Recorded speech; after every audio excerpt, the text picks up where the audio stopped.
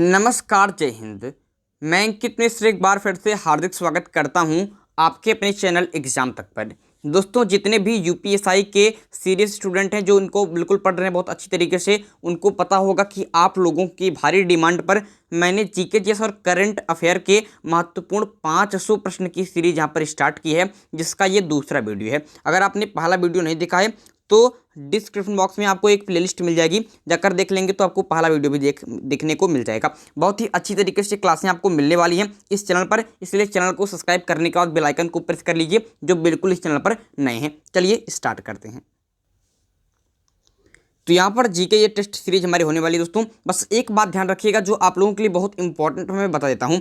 बहुत सारे यहाँ पर दोस्तों सीरियस स्टूडेंट पढ़ने आते हैं, बिल्कुल पढ़ते हैं बहुत अच्छा, और करते क्या, उनसे गलती क्या करते हैं कि वो 2, 3, 4 इतने क्वेश्चन करेंगे, फिर वीडियो को छोड़ देंगे। और ये क्वेश्चन कैसे करेंगे? ये क्वेश्चन सिर्फ और सिर्फ वीडियो को देख लेंगे। उनकी यहाँ पर दोस्तों तैयारी में कमी रह जाएगी और उनका सिलेक्शन बिल्कुल नहीं हो पाएगा। बाद में आप लोग ही दोष देंगे मुझे कमेंट में कि सर आपने पढ़ाया था बट क्वेश्चन नहीं आया। लेकिन इसमें क्या होगा, इसमें दोष आपका ही रहेगा, क्योंकि इस प्रकार से पढ़ेंगे तो फिर आपका जीके जीएस का इंप्रूवमेंट नहीं हो पाएगा। अच्छा, पढ़ना किस प्रकार से है? पढ़ना है कि आपको एक नोटबुक लेकर बैठना है। अगर नहीं पढ़ना है तो मत पढ़िए, बिल्कुल वीडियो को ही मत देखिए। अगर पढ़ रहे हो, अगर समय दे रहे हो तो बिल्कुल नोटबुक लेकर बैठो और एक एक क्वेश्चन को नोट करो। जैसे 15-20 क्वेश्चन, जितना भी आज हम 20 क्वेश्चन करने वाले हैं, तो जितना भी क्वेश्चन करेंगे उसको नोट करिए। उसके अलावा जो आपको अतिरिक्त चीज़, जैसे एक क्वेश्चन के माध्यम से मैं कुछ अतिरिक्त चीज़ें भी बताता हूँ, उसको भी नोट करिए। उसके बाद उसका दिन में एक बार रिवीजन करिए। बिल्कुल करंट अफेयर और जीके जीएस का आपको जो पूरा पार्ट है, आपकी पॉलिटी, जियोग्राफी, ये सब जितनी भी चीज़ें आपकी बिल्कुल कंप्लीट हो जाएंगी, आपको जुबान पर आ जाएगा। बट इस प्रकार से पढ़ेंगे तो, और ऐसे 2-3 क्वेश्चन देख लिया, हवा में छोड़ के चले गए, फिर आपका नहीं हो पाएगा। मैं कहता हूँ कि 15-20 मिनट का वीडियो, ऐसा भी कोई बड़ा वीडियो नहीं है कि 2 घंटे 3 घंटे का है, मैं कैसे देखूँ। 15 से 20 मिनट का वीडियो है, आप समय निकाल लीजिए, आधे घंटे लगेंगे उसको पूरा नोट करने में। अच्छी तरीके से पढ़िए, देखिए कितना अच्छा हो जाता है। 40 क्वेश्चन में आपके कितने क्वेश्चन बन जाएंगे, ठीक है। तो मुझे उम्मीद है, आशा है कि आप लोग वीडियो को पूरा अंत तक आप बहुत ही अच्छी तरीके से देखेंगे। वीडियो के एंड में मैं आपसे एक क्वेश्चन भी पूछूंगा। अगर आप लोगों ने उसका बिल्कुल सही सही जवाब दिया तो मैं समझूंगा कि आप लोगों ने बहुत ही अच्छी तरीके से क्लास को लिया है। आप लोगों की जानकारी भी इंप्रूवमेंट यहाँ पर बनती रहेगी। चलिए शुरू करते हैं। तो यहाँ पर आपका पहला क्वेश्चन होने वाला है कि सर्वोच्च न्यायालय एक अभिलेख न्यायालय है। सर्वोच्च न्यायालय दोस्तों जो है एक अभिलेख न्यायालय है, मतलब कि यहाँ पर जो भी चीज़ें आपकी होती हैं उसको अभिलेख के तौर पर उसको एक फाइल बनाकर रखा जाता है। तो सर्वोच्च न्यायालय एक अभिलेख न्यायालय है, या किस अनुच्छेद में है? अनुच्छेद के बारे में पूछ रहा है। तो आर्टिकल 129 समझ रहे हैं। आर्टिकल 129 जो है दोस्तों, यह इस बात को बताता है कि सर्वोच्च न्यायालय एक अभिलेख न्यायालय है। अच्छा, आर्टिकल 124 की बात करते हैं। किसकी? 124 की। आर्टिकल 124 में सुप्रीम कोर्ट के बारे में प्रावधान दिया गया। अगर पूछ ले कि आपके उच्चतम न्यायालय के बारे में किस अनुच्छेद में है, तो अनुच्छेद 124 में। चलिए बिल्कुल आगे बढ़ते हैं। एक बात याद रखिएगा कि जो आर्टिकल 214 है वो हाई कोर्ट के बारे में है। राज्य के हाई कोर्ट के बारे में किस आर्टिकल में, अनुच्छेद में आपके प्रावधान है? तो 214 में। तो इतनी चीज़ें मैंने आपको बता दी हैं। ऐसे ऐसे मैं सारी चीज़ें आपको कंप्लीट करता हुआ चलूँगा। नेक्स्ट क्वेश्चन आपका होने वाला है। अच्छा, आप लोग सोच रहे हैं कि 17 क्वेश्चन क्यों है? क्योंकि 15 क्वेश्चन हमने प्रथम वीडियो में किए थे, ठीक है। देखेंगे, मुख्य न्यायाधीश के रूप में सर्वाधिक कार्यकाल किसका रहा है? ठीक है, मुख्य न्यायाधीश के रूप में सर्वाधिक कार्यकाल किनका रहा है? वाई भी चंद्रचूड़। ये बिल्कुल सही उत्तर आपका बन जाएगा। जो इनका नाम बड़ा अजीब है, आप लोग याद रख लीजिएगा कि वाई भी चंद्रचूड़ ऐसे हैं जो आपके मुख्य न्यायाधीश के रूप में, कहाँ के? सुप्रीम कोर्ट के मुख्य न्यायाधीश के रूप में सर्वाधिक कार्यकाल इनका रहा है। अच्छा, सबसे कम कार्यकाल किसका रहा है? सबसे कम कार्यकाल किनका रहा है? तो बिल्कुल हो जाएगा आपके, उनका हो जाएगा कमल नारायण सिंह। तो जो कमल नारायण सिंह थे, इनका एक सबसे कम समय के लिए सुप्रीम कोर्ट के मुख्य न्यायाधीश रहे थे। बहुत इंपॉर्टेंट है। अच्छा, प्रथम कौन थे? सुप्रीम कोर्ट के प्रथम मुख्य न्यायाधीश कौन थे? तो हो जाएगा हीरा लाल जे कानिया। ये सब चीज़ें बड़ा इंपॉर्टेंट आपके लिए हैं। और अगर प्रथम महिला पूछ ले तो इसका आंसर आप लोग कमेंट बॉक्स में दीजिएगा कि सुप्रीम कोर्ट की प्रथम महिला न्यायाधीश कौन थी। तो आपका कौन होगा, उसका आंसर आप लोग दीजिएगा। मैंने आपको हीरालाल जे कानिया प्रथम बताया, सबसे कम कार्यकाल कमल नारायण सिंह, और सर्वाधिक कार्यकाल वाई भी चंद्रचूड़ का। आगे बढ़ते हैं नेक्स्ट क्वेश्चन की तरफ कि भारत के 48वें मुख्य न्यायाधीश के रूप में किसे नियुक्त किया जाएगा? अभी तक आपको पता होगा कि भारत के 47वें मुख्य न्यायाधीश इसमें कौन है? शरद अरविंद बोबड़े साहब हैं, जो 47वें आपके सुप्रीम कोर्ट के मुख्य न्यायाधीश हैं, अभी वर्तमान में हैं। इनके बाद दोस्तों अभी अप्रैल में नियुक्ति होने वाली है किसकी, आपके NV रमन्ना की। किनकी, NV रमन्ना की। ये भारत के 38वें मुख्य न्यायाधीश होंगे। इनका नाम आप लोग क्या रखेंगे, बहुत इंपॉर्टेंट है। तो करंट अफेयर के भी क्वेश्चन आपको यहाँ पर बिल्कुल भी कराए जाते रहेंगे। स्टैटिक जीके, पॉलिटी, जियोग्राफी, सबके क्वेश्चन यहाँ पर आपको बिल्कुल मिलने वाले हैं। आगे बढ़ते हैं। नेक्स्ट क्वेश्चन आपका है कि 18 मार्च 2021 को मिशन ग्रामोदय, ये नाम याद रखिए, कौन सा मिशन, मिशन ग्रामोदय की शुरुआत किस राज्य द्वारा की गई। तो मध्य प्रदेश के द्वारा मिशन ग्रामोदय चलाया गया है। कुछ और योजनाएं जो इनके लिए इंपॉर्टेंट है मध्य प्रदेश के बारे में, आपके कौन है, इसके आपके CM शिवराज सिंह चौहान है, जानते होंगे, बहुत इंपॉर्टेंट बात है। मध्य प्रदेश की राजधानी क्या है, बिल्कुल भोपाल है। क्या है, मध्य प्रदेश की राजधानी क्या है, भोपाल है। ये सब चीज़ें आपको पता है। आगे बात करते हैं कि इसके एक योजना यहाँ पर चलिए दोस्तों, FIR आपके द्वार, FIR आपके द्वार योजना। ये क्वेश्चन पूछ ले कि FIR आपके द्वार योजना ये दोस्तों किस राज्य से संबंधित है, तो मध्य प्रदेश से। एक दोस्तों है रोको टोको अभियान, रोको टोको अभियान, ये किस राज्य से संबंधित, तो मध्य प्रदेश से। ठीक है, ये आपके रोको टोको अभियान था। और मिशन ग्रामोदय भी हाल में स्टार्ट किया गया है। आगे बढ़ चलते दोस्तों नेक्स्ट क्वेश्चन की तरफ कि कृष्णराज सागर बांध किस नदी पर है। कृष्णराज सागर बांध, ये बहुत इंपॉर्टेंट है। कृष्णराज सागर बांध किस नदी पर है, तो कावेरी नदी पर होने वाला है। कृष्णराज सागर बांध कावेरी नदी पर है, बहुत ज़्यादा इंपॉर्टेंट है। आगे बात कर ले दोस्तों, आगे बात करते हैं कि 100% LPG गैस कनेक्शन वाला भारत का पहला राज्य कौन है। ठीक है, 100% LPG गैस कनेक्शन वाला भारत का पहला राज्य कौन है। सही उत्तर हो जाएगा हिमाचल प्रदेश। कौन सा प्रदेश, हिमाचल प्रदेश आपके 100% LPG गैस कनेक्शन वाला भारत का पहला राज्य है। ठीक है, हिमाचल प्रदेश की राजधानी क्या है, बिल्कुल शिमला है। इसके CM कौन है प्रेजेंट के, बिल्कुल जयराम ठाकुर हैं। अभी NTPC के क्वेश्चन में क्वेश्चन आपसे बिल्कुल सीधा पूछा गया था कि आपके हिमाचल प्रदेश के प्रेजेंट टाइम के CM कौन है, तो जयराम ठाकुर। इनका नाम क्या रखेंगे, विशेष रूप से आपको याद करना ही पड़ेगा। ठीक है दोस्तों, बहुत इंपॉर्टेंट है। हिमाचल प्रदेश में दोस्तों एक दर्रा है, बहुत इंपॉर्टेंट है, इसका नाम है रोहतांग दर्रा। कौन सा दर्रा है, रोहतांग दर्रा। अच्छा, इंपॉर्टेंट क्यों है, मैंने क्यों कहा, क्योंकि दोस्तों जो इंपॉर्टेंट एक नदी है, कौन सी नदी, सतलज नदी। सतलज नदी वो आपके इसी दर्रे के साथ, रोहतांग दर्रे के साथ भारत में प्रवेश करती है। तो ये क्वेश्चन आपसे पूछ लेता है कि सतलज नदी किस दर्रे से भारत में प्रवेश करती है, तो आपके रोहतांग दर्रा। रोहतांग दर्रा कहाँ पर है, हिमाचल प्रदेश में है। ठीक है, और 100% LPG गैस कनेक्शन वाला भारत का ये पहला राज्य बन गया है। आगे बात करते हैं नेक्स्ट क्वेश्चन कि तुलबुल परियोजना, तुलबुल परियोजना किस नदी पर है। ठीक है, जो तुलबुल परियोजना है किस नदी पर है, तो हो जाएगा कि झेलम नदी पर है। झेलम नदी पर है तुलबुल परियोजना। झेलम नदी की बात करते हैं तो इसी के तट पर, इसी के किनारे स्थित है कौन सा नगर, आपके श्रीनगर। श्रीनगर दोस्तों जो है दोस्तों के झेलम नदी के किनारे स्थित है, बहुत इंपॉर्टेंट बात है। श्रीनगर को किसने बसाया था, श्रीनगर को किसने बसाया था। ठीक है, तो आपके श्रीनगर को बसाया था आपके किसने, बिल्कुल अशोक ने। जो मौर्य वंश का एक बड़ा ही प्रतापी शासक था आपके सम्राट अशोक, उसने आपके श्रीनगर का निर्माण कराया था, बहुत इंपॉर्टेंट बात है। और श्रीनगर झेलम नदी के तट पर स्थित है। ठीक है, झेलम नदी के तट पर स्थित है, बहुत इंपॉर्टेंट बात है, आप लोग याद रखिएगा। एक परियोजना और आपसे पूछ लेते हैं, इडुक्की परियोजना। इडुक्की पूछ लेंगे कि जो इडुक्की परियोजना है कहाँ पर है, तो इडुक्की परियोजना आपके केरल में है। किस नदी पर है पूछ लेंगे, तो पेरियार नदी पर, पेरियार नदी पर। आगे बढ़ते हैं दोस्तों, ये सब चीज़ें जो दोस्तों आपको यहाँ पर दिख रही हैं उसको नोट कर लीजिएगा। क्या करेंगे, बिल्कुल आप नोट करते हुए चलेंगे। एक दोस्तों हमारा आपके एक हमारा आपके व्हाट्सएप नंबर है 9580482638। ये हमारा ऑफिशियल नंबर है, देख लीजिएगा 9580482638। इस पर दोस्तों हमको आप हाई लिख कर भेज दीजिएगा और बता दीजिएगा। तो मैं आपको एक हमारा ग्रुप है UPSI ग्रुप, UPSI ग्रुप। ठीक है, उसमें मैं आपको इंक्लूड कर दूंगा। क्या कर दूंगा, उसमें मैं बिल्कुल आपको जोड़ दूंगा UPSI ग्रुप में। वहाँ पर दोस्तों क्या होगा, आपको दैनिक के करंट अफेयर, स्ट्रेटेजी के और भी मटेरियल आपको साझा करता हूँ। और इसमें दोस्तों आपको सबसे बड़ा फायदा ये मिलता है कि यहाँ पर आपको भी मैसेज करने का चांस है। बहुत सारे बच्चे क्या करते हैं, जिनको जो भी मैथ के क्वेश्चन में, रीजनिंग क्वेश्चन में जो भी परेशानी आती है, वो अपना फोटो खींच कर फिर क्वेश्चन को टाइप करके वहाँ पर भेज देते हैं और उसकी आपके जो समस्या होती है उनकी दूर कर देते हैं। वहाँ के जो स्टूडेंट पढ़ रहे हैं वो भी अपने तरीके से उसको सॉल्व कर देते हैं। उनको नहीं आता तो मैं सॉल्व कर देता हूँ। आपके जितने भी डाउट होते हैं वहाँ पर क्लियर किए जाते रहते हैं। तो इस नंबर से हमको आप मैसेज कर दीजिएगा, मैं आपको बिल्कुल जोड़ दूंगा। ठीक है, आगे बढ़ते हैं।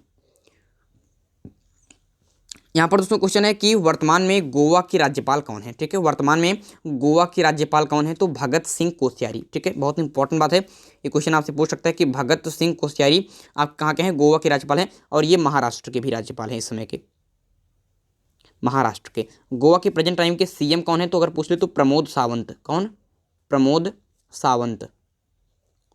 ठीक है, बहुत इंपॉर्टेंट बात है। अच्छा, गोवा से एक बात और याद रखिएगा कि आपके सबसे कम क्षेत्रफल वाला राज्य है। भारत का एक ऐसा राज्य है जो कि जिसके जो सबसे कम आपके क्षेत्रफल में फैला हुआ है। तो सबसे कम क्षेत्रफल वाला राज्य कौन सा है, आपके गोवा है। सर्वाधिक क्षेत्रफल किसके कौन है आपका राज्य, आपके तो राजस्थान। राजस्थान सर्वाधिक क्षेत्रफल वाला राज्य है, और सबसे कम कौन है, आपके गोवा है। ठीक है, गोवा के प्रमोद सावंत सीएम है, और भगत सिंह कोश्यारी क्या है, आपके यहाँ के राज्यपाल हैं, और महाराष्ट्र के भी राज्यपाल आपके भगत सिंह कोश्यारी ही हैं। ठीक है, आगे बढ़ें, बिल्कुल। नेक्स्ट क्वेश्चन है कि लाल बहादुर शास्त्री एयरपोर्ट।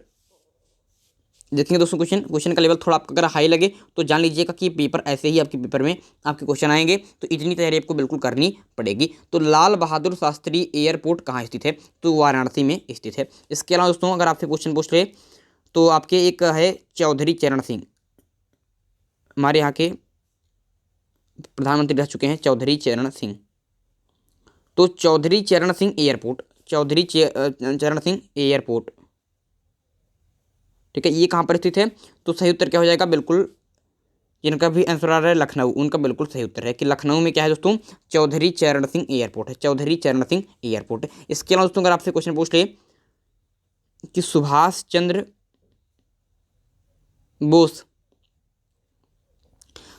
चंद्र बोस एयरपोर्ट कहाँ है, तो सुभाष चंद्र बोस एयरपोर्ट कहाँ है, ये क्वेश्चन आपसे पूछ लिया गया है परीक्षा में, इसलिए मैं आपको बता भी रहा हूँ। तो एक एक क्वेश्चन के माध्यम से कई सारी अतिरिक्त चीज़ें जो लिखाई जा रही हैं उसको आपको क्या होना चाहिए, याद कर लीजिएगा। देखिए, सुभाष चंद्र बोस एयरपोर्ट कहाँ है, तो आपके कहाँ पर है, बिल्कुल कोलकाता में है,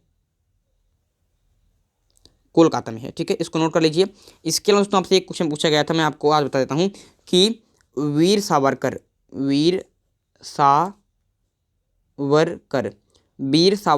एयरपोर्ट, ठीक है, वीर सावरकर का नाम सुना होगा आप लोगों ने इतिहास में, तो वीर सावरकर एयरपोर्ट कहाँ है, तो वीर सावरकर आपके एयरपोर्ट है, ए एंड एन लिख दे रहा हूँ, आप लोग नोट कर लीजिएगा कि अंडमान निकोबार में। कहाँ पर, अंडमान निकोबार में। तो ये 4 आपको एयरपोर्ट क्या होने चाहिए, बिल्कुल याद होने चाहिए कि लाल बहादुर शास्त्री एयरपोर्ट कहाँ स्थित है, तो आपके वाराणसी में। चौधरी चरण सिंह एयरपोर्ट कहाँ स्थित है, तो बिल्कुल आपके लखनऊ में, हमारे यहाँ की जो राजधानी है लखनऊ, जो गोमती नदी के तट पर स्थित है। किस नदी के तट पर, गोमती, ये भी याद रखिएगा, क्वेश्चन पूछ सकता है कि लखनऊ किस नदी के तट पर स्थित है, तो आपके गोमती नदी के तट पर स्थित है। ठीक है, तो लखनऊ में चौधरी चरण सिंह एयरपोर्ट है। सुभाष चंद्र बोस एयरपोर्ट कहाँ है, तो आपकी कोलकाता में है। ठीक है, ठीक है, बहुत अच्छा। आगे बात करते हैं दोस्तों, जैसे मैं दोस्तों आपको क्वेश्चन यहाँ पर करा रहा हूँ, अगर आपने वैसे क्वेश्चन नोट करते हुए चले और अगर आप लोग परीक्षा में ध्यान देते हुए चले तो 500 क्वेश्चन की सीरीज के माध्यम से मैं आपकी कितने कंप्लीट होंगे क्वेश्चन, बिल्कुल 2000 क्वेश्चन आपके कंप्लीट होने वाले हैं। कैसे कंप्लीट होंगे, जब आप लोग इन चीज़ों को भी नोट करेंगे तो देखिएगा क्वेश्चन कि भारत की सबसे बड़ी खारे पानी की झील है, तो भारत की सबसे बड़ी खारे पानी की झील आपसे पूछ रहा है, तो चिल्का जो झील है कहाँ पर है, आपके उड़ीसा में है। उड़ीसा में है आपकी चिल्का झील, जो भारत की सबसे बड़ी खारे पानी की झील है। ये भी क्वेश्चन पूछ सकता है कि चिल्का झील कहाँ है, तो उड़ीसा में है। इसके अलावा दोस्तों एक आपकी पुलिकट झील है, ये भी खारे पानी की झील है, पुलिकट झील। तो पुलिकट झील कहाँ पर दोस्तों, बिल्कुल आपके आंध्र प्रदेश में है। आंध्र प्रदेश में क्या है दोस्तों, आंध्र प्रदेश में है आपके पुलिकट झील। और जो चिल्का झील है कहाँ पर, उड़ीसा में है, भारत की सबसे बड़ी खारे पानी की झील है। अच्छा, अगर क्वेश्चन पूछ ले कि भारत की सबसे बड़ी यहाँ पर जो खारे पानी है, इसके अलावा पूछ ले कि भारत की सबसे बड़ी मीठे पानी की झील, तो भारत की सबसे बड़ी मीठे पानी की झील क्या है दोस्तों, बिल्कुल सही आंसर जिनका भी आ रहा है, कौन सा झील, बिल्कुल जिनका भी आंसर आ रहा है, ऊलर झील। ऊलर झील दोस्तों आपके जो जम्मू कश्मीर में है ऊलर झील, ये आपके मीठे पानी की सबसे बड़ी झील भारत की हो जाती है। और सबसे खारे पानी की झील कौन है, चिल्का झील है। ठीक है, पुलिकट झील का है, आंध्र प्रदेश में है। आगे बात करते हैं, राजीव गांधी खेल रत्न पुरस्कार पाने वाले प्रथम व्यक्ति कौन थे। राजीव गांधी खेल रत्न पुरस्कार, आपको पता होना चाहिए कि राजीव गांधी जो खेल रत्न पुरस्कार है, भारत के आपके खेल जगत में सबसे बड़ा पुरस्कार है, भारत से जो दिया जाता है। तो राजीव गांधी खेल रत्न पुरस्कार पाने वाले प्रथम व्यक्ति कौन थे, बिल्कुल विश्वनाथन आनंद। कौन, विश्वनाथन आनंद, जो शतरंज के बहुत बड़े खिलाड़ी हैं, विश्वनाथन आनंद, इनको राजीव गांधी खेल रत्न पुरस्कार मिला था। ये प्रथम व्यक्ति थे। इस समय दोस्तों भाई आपको अभी हाल ही में 5 लोगों को मिला है। इसमें रोहित शर्मा, रानी रामपाल का भी नाम शामिल है। आगे बात करते हैं कि मित्र शक्ति युद्ध अभ्यास, ये युद्ध अभ्यास से क्वेश्चन पूछेगा। ये क्वेश्चन का थोड़ा लेवल हाई है। युद्ध अभ्यास से क्वेश्चन जब पूछता है तो, लेकिन पूछता जरूर है, मैंने देखा है। तो मित्र शक्ति युद्ध अभ्यास तुरंत नोट कर लीजिए, स्टार करके नोट कर लीजिए। छपने वाला क्वेश्चन है कि मित्र शक्ति युद्ध अभ्यास किन देशों के बीच में होता है? तो आपके भारत और श्रीलंका के मध्य। किसके मध्य? भारत और श्रीलंका के मध्य मित्र शक्ति युद्ध अभ्यास होता है। इसके अंदर दोस्तों आपके एक क्वेश्चन पूछता है कि वज्र प्रहार युद्ध अभ्यास। तो वज्र प्रहार युद्ध अभ्यास किसके बीच में होता है? तो सही उत्तर हो जाएगा आपके भारत और किसके बीच में? भारत और अमेरिका के बीच में। ठीक है, भारत और अमेरिका के बीच में क्या होता है? आपके वज्र प्रहार युद्ध अभ्यास होता है। आगे बात कर लेते हैं नेक्स्ट क्वेश्चन की तरफ कि सर छठवें, गलत लिखेगा, सर छठवें होना चाहिए। ठीक है, इसको सुधार कर लीजिएगा कि सड़सठवें फिल्म फेयर अवार्ड में सर्वप्रथम अब के सर्वश्रेष्ठ अभिनेता का अवार्ड किसे दिया गया है? बहुत अच्छा क्वेश्चन है। ठीक है, जिसकी जो थोड़ी सी मिस प्रिंटिंग हो गई है उसको अवॉइड करिए। ध्यान से देखिए कि 67वें फिल्म फेयर अवार्ड में सर्वश्रेष्ठ अभिनेता का अवार्ड किसे दिया गया है? तो इरफान खान को, जिनका भी हाल ही में क्या हो गया, आपके निधन हो गया। लगभग 1 साल हो गया है, लगभग मतलब कि उनका निधन हो गया है। तो इनको आपके सर्वश्रेष्ठ अभिनेता का अवार्ड दिया गया है। कहाँ पर? 67वें फिल्म फेयर अवार्ड में। किस आपके किस फिल्म के लिए? तो अंग्रेजी मीडियम पुस्तक के, अंग्रेजी मीडियम उनकी फिल्म के लिए। ठीक है, अंग्रेजी मीडियम फिल्म के लिए उन्हें सर्वश्रेष्ठ अभिनेता का अवार्ड दिया गया है। ठीक है, बहुत इंपॉर्टेंट बात है। 67वें, इसको यहाँ पर सुधार कर लीजिएगा, 67वें। और सर्वश्रेष्ठ अभिनेत्री का अवार्ड किसे मिला है? तो सर्वश्रेष्ठ अभिनेत्री का आपको मिला किसको? मुझे नाम याद नहीं आ रहा है। थप्पड़ फिल्म के लिए उन्हें मिला है। इसे पद से नाम है, हटाइए, भी याद नहीं आ रहा है, बाद बताऊंगा आपको। लेकिन आपके थप्पड़ फिल्म के लिए उन्हें मिला है। थप्पड़ फिल्म के लिए उन्हें तपस्सु ऐसे क्वेश्चन का नाम था। चलिए बाद में देखेंगे, आगे बढ़ते हैं कि 29वां क्वेश्चन है कि 1 अप्रैल 2021 से किस राज्य ने सभी महिलाओं व लड़कियों के लिए बसों में मुफ्त यात्रा की शुरुआत की है? तो आपके आंसर क्या है? आपके बिल्कुल पंजाब। जो पंजाब राज्य है, ठीक है, इन्होंने क्या किया है? आपके सभी महिलाओं व लड़कियों के लिए बसों में मुफ्त यात्रा की शुरुआत की है। और इसमें एक बात है कि जो AC वाली बसें हैं, AC की जो बसें हैं उसमें ये काम नहीं करेगा, उसके अलावा सभी बसों में। इसके अलावा एक बात और इन्होंने कही है कि आपके वो पंजाब का निवासी होना इंपॉर्टेंट है, कि पंजाब की निवासी होनी चाहिए वो महिला या फिर लड़की, उनके लिए आपके मुफ्त यात्रा की शुरुआत की है। ये पहला राज्य नहीं है जिसने इस प्रकार का कार्य किया है। इससे पहले दोस्तों जो नई दिल्ली है दोस्तों, जो उसने भी क्या किया है? बिल्कुल आपके मुफ्त यात्रा शुरू की थी। ठीक है, आगे बढ़ते हैं। भारत के पहले मुख्य निर्वाचन आयुक्त कौन थे? तो भारत के पहले मुख्य निर्वाचन आयुक्त के बारे में पूछ रहा है। तो सुकुमार सेन क्या हो जाएगा? सुकुमार सेन बिल्कुल सही आंसर आपका आ जाएगा। इस समय कौन है? वर्तमान में कौन है? आप लोग कमेंट बॉक्स में बताइएगा। ठीक है, वर्तमान में कौन है? आगे बढ़ते हैं नेक्स्ट क्वेश्चन की 29वां सरस्वती सम्मान वासुदेव मोही को किस पुस्तक के लिए दिया गया है? तो उनकी पुस्तक है चेकबुक। क्या पुस्तक का नाम है? चेकबुक, जिसकी भाषा हिंदी है। तो इसके लिए 29वां सरस्वती सम्मान वासुदेव मोही को मिला है। तो ये नाम इंपॉर्टेंट है, वासुदेव मोही, और पुस्तक कौन है? चेकबुक। आगे बढ़ते हैं। और दोस्तों अगर हाँ एक बात जान लीजिए कि अगर 30वां सरस्वती सम्मान पूछ ले, कौन सा आपके 30वां सरस्वती सम्मान पूछ ले, तो डॉक्टर शरण